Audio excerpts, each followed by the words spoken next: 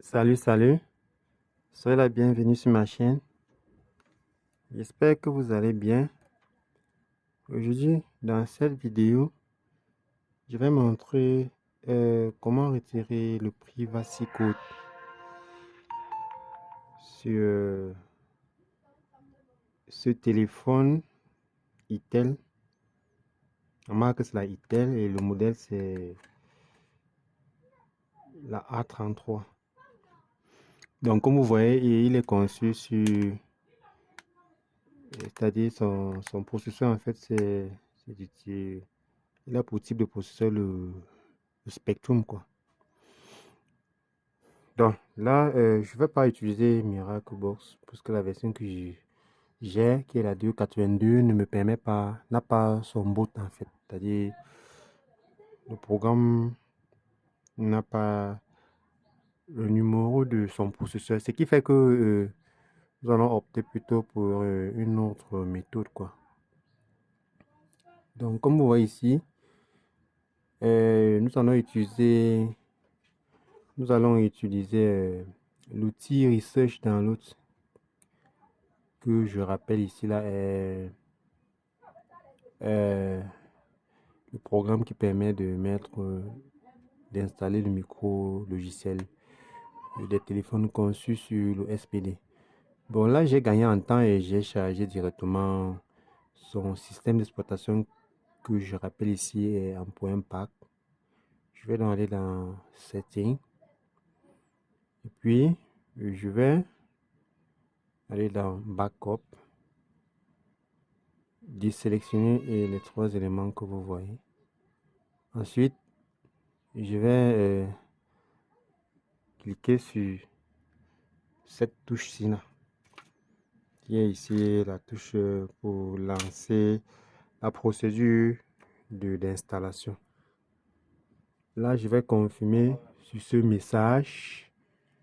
Ensuite, je vais donc éteindre l'appareil. Par la suite, nous allons cibler la touche, le boot key en fait, qui est ici pour la plupart de ces téléphones, est le volume moins. Donc, je vais presser sur la touche volume moins. Ensuite, je vais insérer mon cordon USB.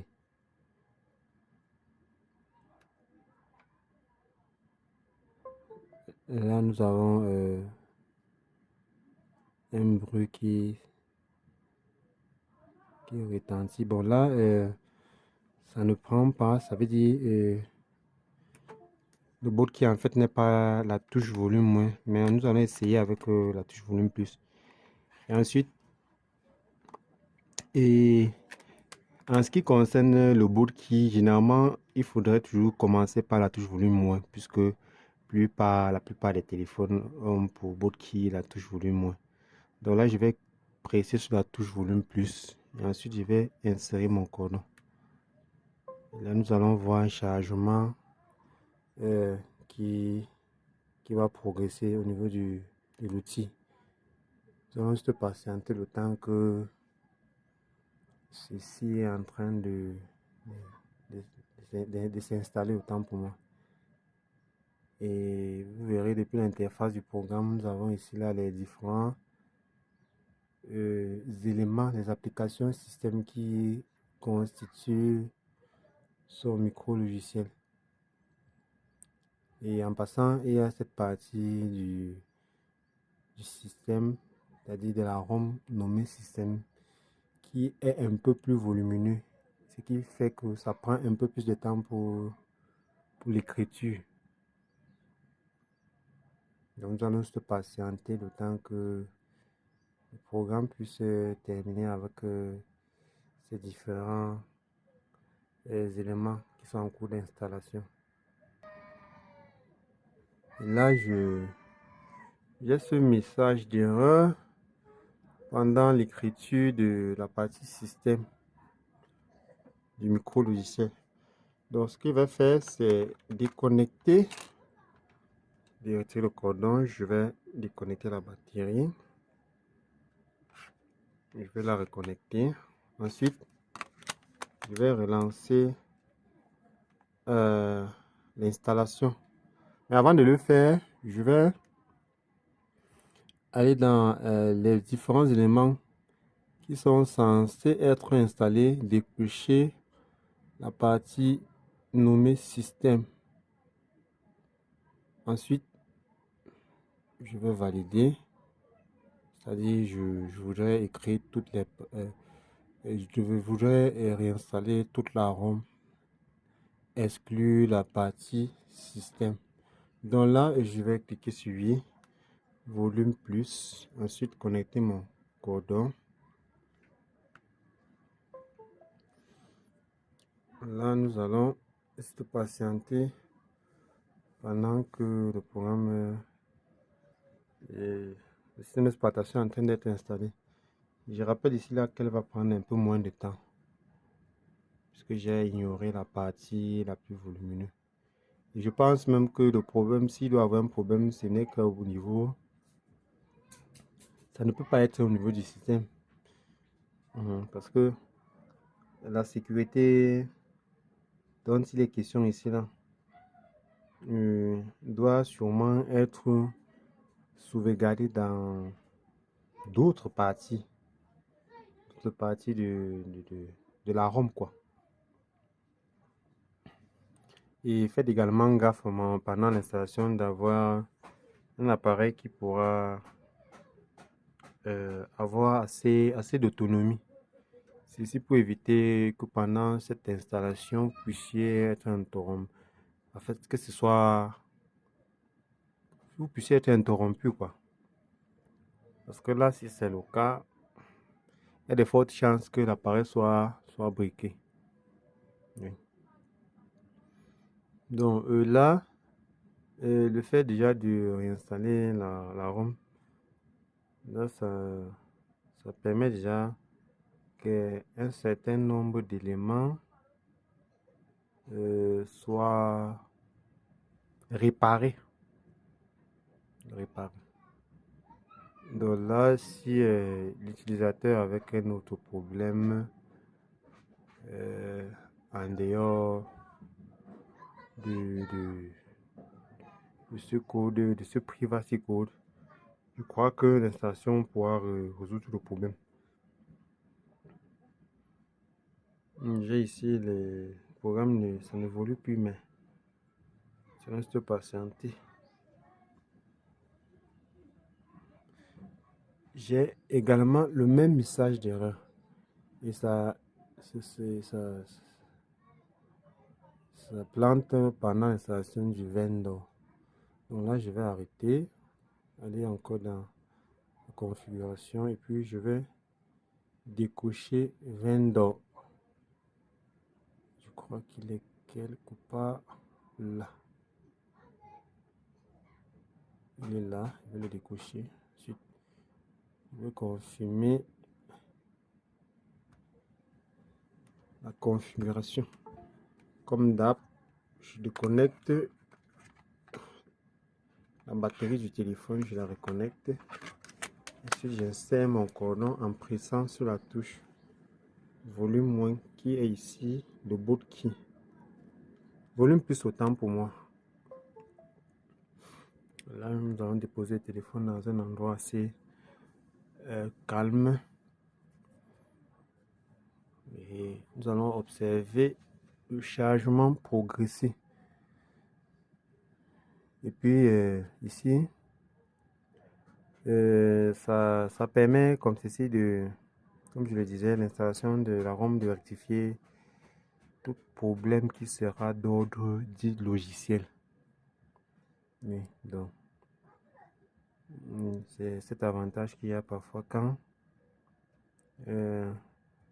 vous ignorez quelle partie du système est responsable du problème auquel l'utilisateur fait face.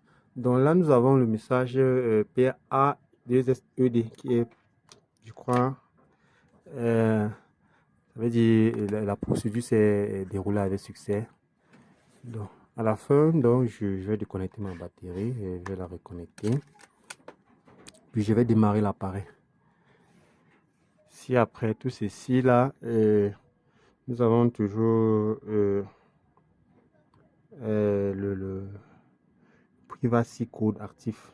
Alors, nous allons conclure que le problème en fait vient du vendor ou du système d'exploitation, ou encore les deux. Mais je doute fort que ce soit à ce niveau. Donc, comme je le disais, qu'est-ce qui occasionne souvent ce message? C'est le fait que euh, quand vous activez ce, cette option dans votre téléphone, ça ne pourra reconnaître que votre SIM. C'est-à-dire, si à jamais il y a un changement de SIM sans que cette option est désactivée, et nous risquons d'avoir ce désagrément. C'est-à-dire, l'appareil risque de nous demander déjà euh, ce code-là en fait, qui, je rappelle ici parfois, est de 6 à 8 chiffres, si je ne me trompe pas.